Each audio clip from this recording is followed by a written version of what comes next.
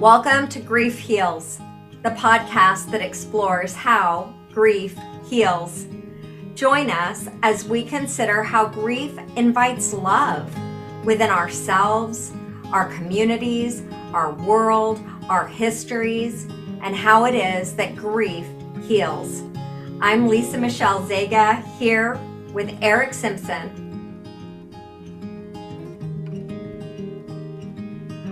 Good morning. Good morning. I am so excited to be doing another solo podcast this morning. There is so much going on for me that my heart is just overflowing in so many different directions. So first, I want to acknowledge that tomorrow is Mother's Day, and I believe this recording is going to be released on Mother's Day. So, Mother's Day is so varied. And right now, one of the things that's top of mind is that my children are coming to see me. So my youngest son and my very first ever Grandy named Brandy is coming to see me. And my beautiful, beautiful daughter-in-law, who I am so blessed to have in my life. And they will be spending time with my sweet hubby and I. And then they're going to stay with my hubby, and I get to fly away and go offer a training to an organization. So I actually leave on Mother's Day.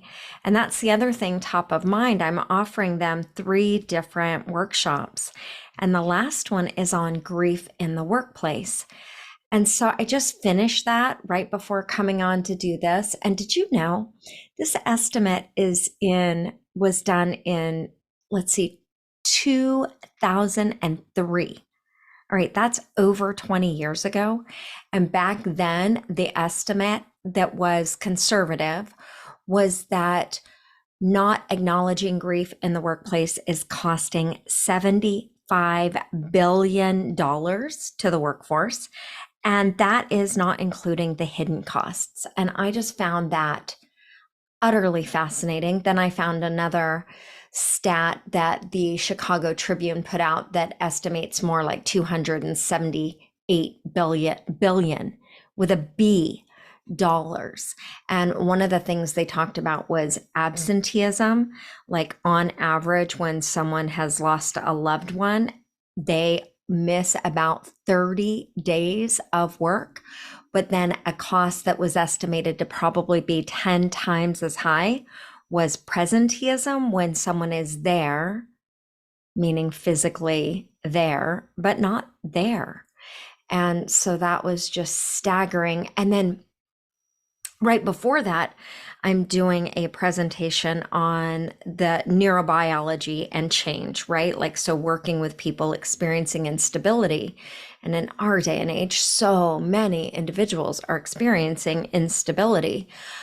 So, but thinking about what is required for any kind of change, learning to happen just from our neurobiology, right? And that is that the brain requires a sense of safety, connection, right? Just to be able to bring our prefrontal cortex, our thinking brain online, we need to create some form of safety. Well, let me ask you this. This is what I was thinking about. When I feel unwanted, when I feel like I don't belong, when I feel like I'm not part of the group, do I feel safe? Right? And so I just ask you, when you feel like you don't belong, when you feel like you're not part of the group, when you feel unwanted, do you feel safe? Because that is the exact culture we have around grief. And there's probably no place that it's more prevalent than in the workplace, where it's like, hey, keep that sad stuff away. Keep your personal life personal. Keep all that shit at home. But then we'll come here, suppress how you're actually feeling for 8+ hours a day. And be productive. Whoo! Can you feel it? And here's the thing. it's this is the culture we are encased in. This is not about like, hey, is somebody bad or wrong or putting anyone down. It's like just thinking about, I don't know if you know this, but the motto, tagline, what? The passion, my actual heart.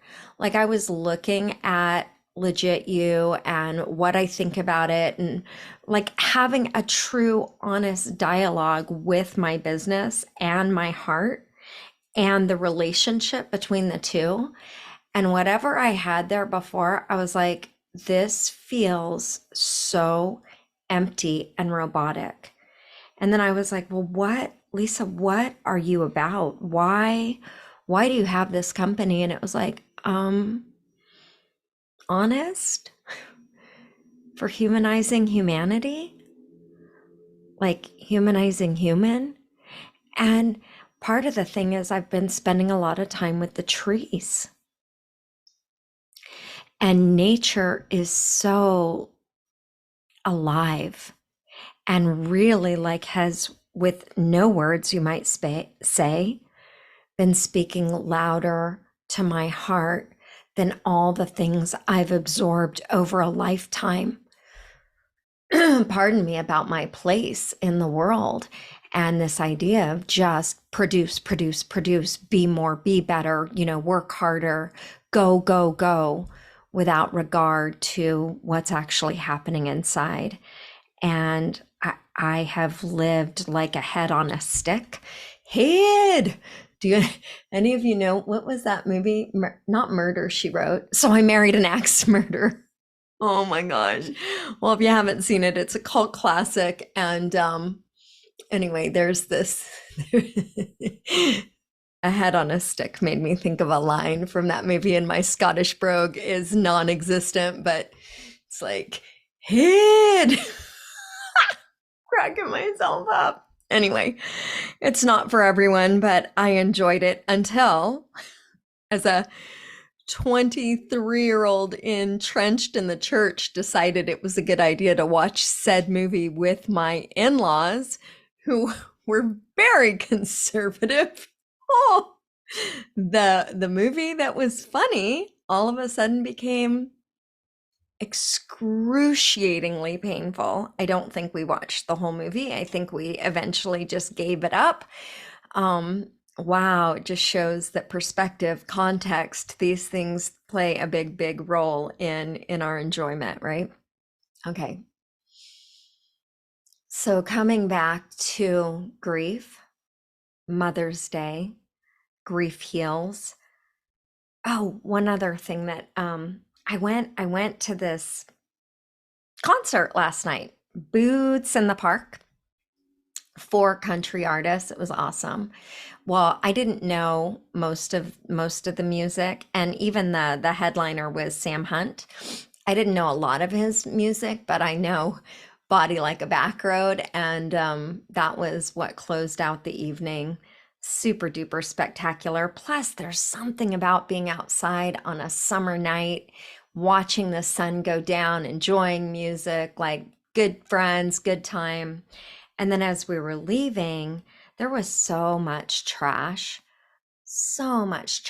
And I heard people exiting, right? And saying things like, look at people leaving this stuff on the ground, and calling the people like pieces of, well, using different language that ultimately meant the people leaving the trash were trash. And that's just been tickling my brain this morning, and thinking about how we talk about our fellow man.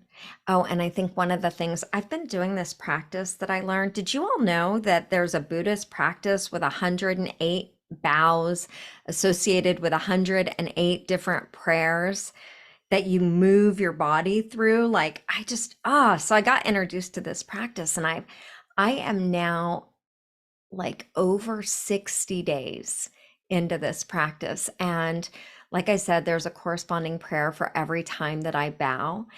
And one of them was praying for the happiness of others, knowing that their suffering is mine.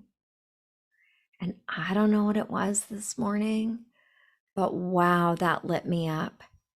And it lit me up for the people calling other people trash, just like, oh, may they know happiness, may they know joy and the pain in their heart or the disconnection from their own suffering. That is my suffering. And then the other one was, it wasn't supporting. I don't know why, but it was basically the concept was supporting others with encouragement rather than disparagement. And that came right after praying for the happiness of others, knowing their suffering is mine. And even though I went with the rhythm of all the other prayers, those two are top of heart and they really have stayed with me. And there's someone precious that I'm applying those to in my life. But it also helped me to contextualize the discomfort in my heart, reflecting on hearing people talk about people in that kind of way. And it's not like I'm above that. I've done these things and without regard or without real thought about what is coming out of my mouth right now. What is this? So, all right, let me pause. I am 53, almost 54. Why would that be relevant? Well, it just seems that I am at a stage of life where many of my friends are losing parents. I myself lost my dad. I'm actually confused. 3 years ago? And then, and I'm confused because I'm like, did my husband's dad and my dad die the same year or a year apart? Because we're coming up on 2 years since my father-in-law passed. And this month, no, last month, one of my dearest, dearest friends lost her mother. And that same month, other friends of mine, oh my goodness, lost their mother. And I have other friends who Mother's Day is really painful for because they never had children and they wanted children. And so Mother's Day feels really hollow, and it brings up, I know for some there's this sense of like I didn't get kids, like I was being punished for something, like I wasn't worthy of kids. Oh my goodness. I read a quote this morning in preparation for the workshop I'm doing on grief, and I there was a part where I was talking about compassion, and I decided to look at quotes for compassion. And Dietrich Bonhoeffer, I'm not going to get it exactly right, but he said something like, rather than regarding people for what they do or do not do, what if it was time to look at people through the lens of what they've suffered? So much suffering. And in my frame, suffering means all the places that love gets to flood, all the places that love gets to massage, gets to come to and hold and grab and comfort. So, what do I want all the mamas and all the women who wanted to be mamas and all those for whom Mother's Day is a painful day? One year, I'm just remembering this, on Mother's Day, I wrote a letter to all three of my kids because what I recognized is Mother's Day is a painful day for them. There's so much that didn't go the way they wanted. The divorce was really difficult for them. Their perception of me, like all those mixed emotions, those mixed emotions that really grief can live in those pockets of like they know they love me, but they don't like everything they experienced, and there's parts of me they don't like, and they're wrestling with their own pain. And I'm making this up, right? I'm telling you my perception, so I'm not putting words in their mouth. But as I was doing this one Mother's Day, I'm wrestling, and I decided the gift I want to give my kids today is a letter letting them know that it's okay that Mother's Day is hard. It's okay if they don't want to celebrate me. It's like whatever they are experiencing, and I wrote one separate to each son. Not only is that okay, I celebrate them, I bless them, I honor their process, and I love them.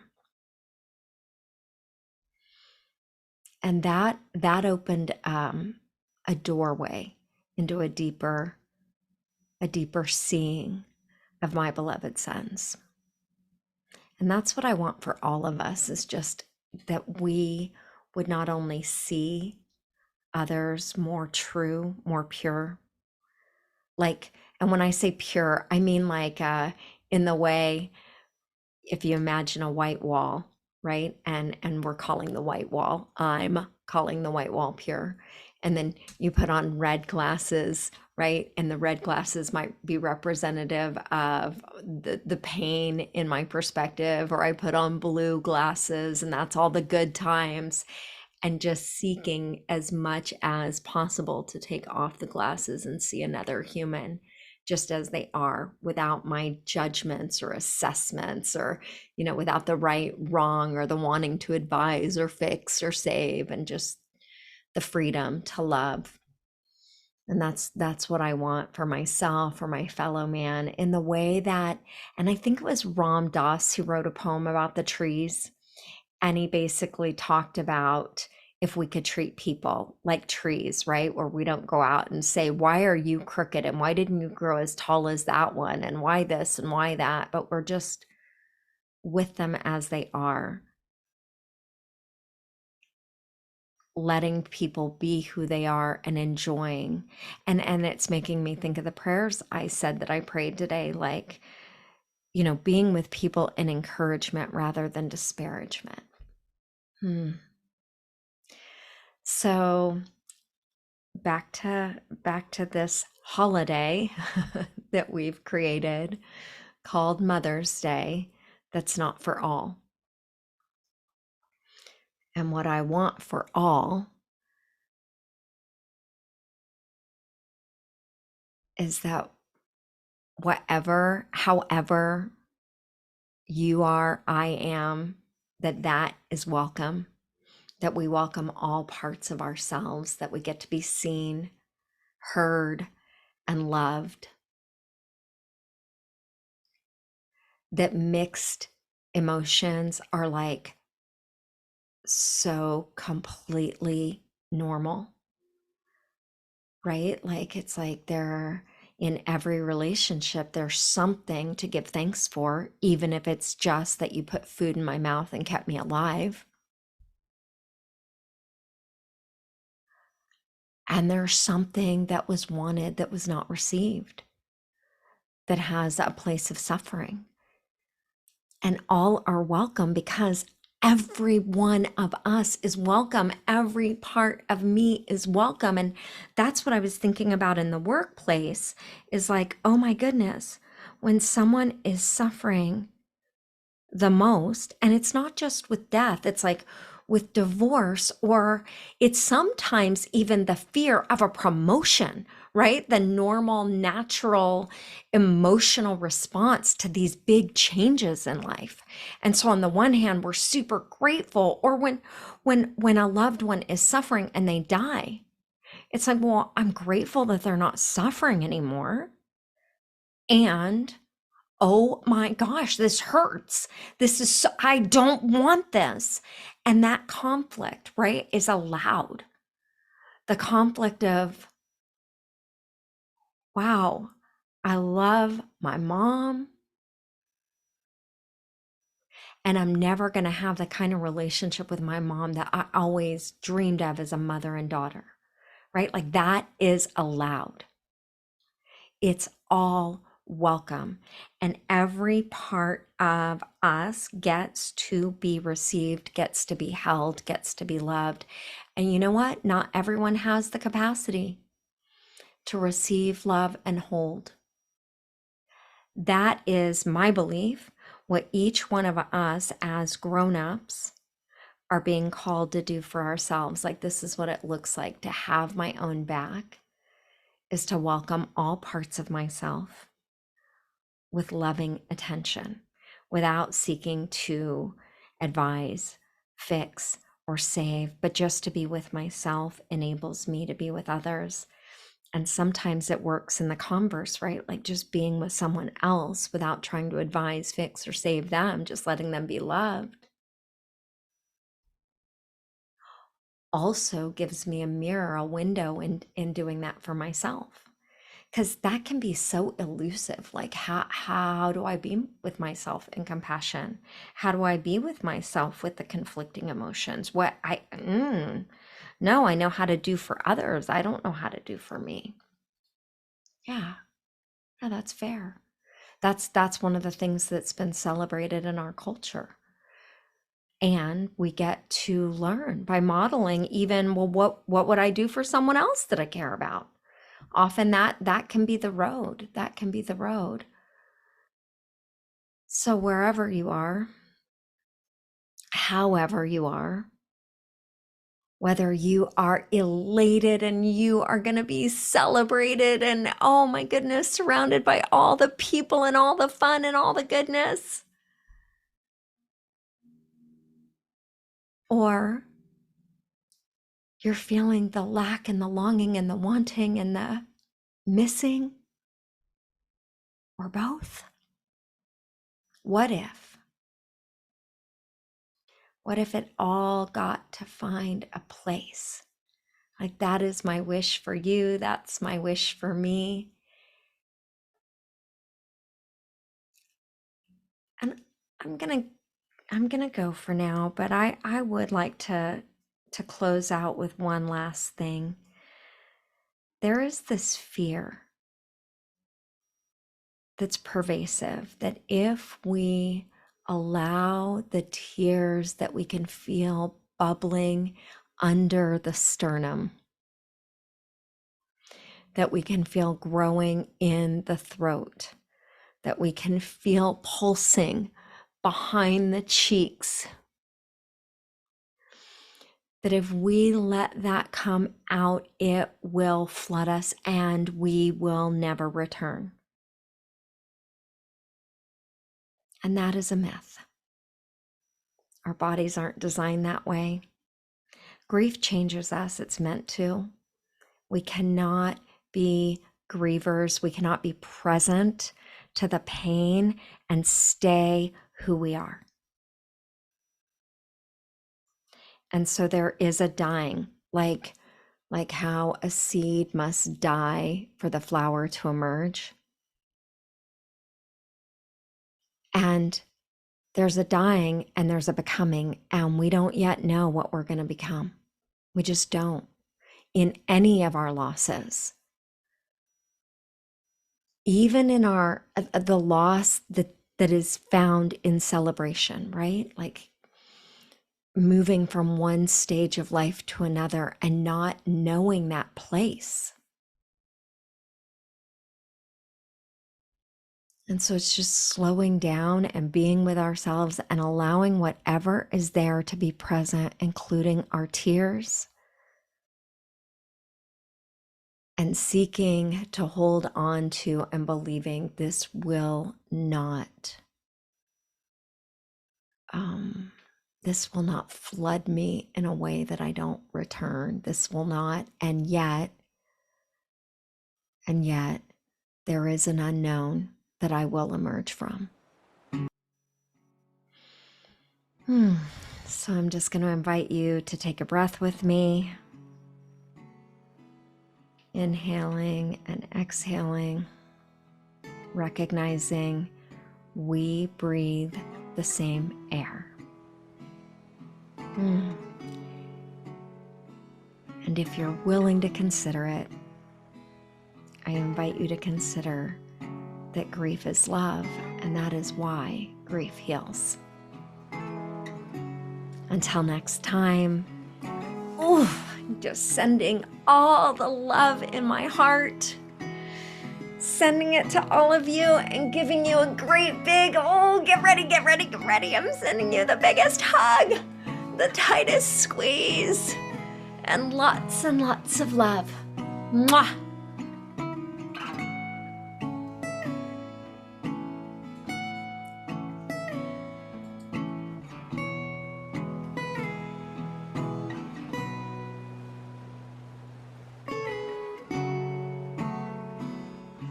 You've been listening to Grief Heals with Lisa Michelle Zega. The podcast is produced by me, Eric Simpson, in association with Jump Up and Down Productions. Music by Ken Dalian, Drunken Nights to Sunday Mornings, and Stefan Carlin, A Calming Ocean, A Common Notion. If you would like more information about the work Lisa does, point your browsers to legityou.com. That's LEGITYOU. Lisa can also be reached at lisamichelle@legityou.com.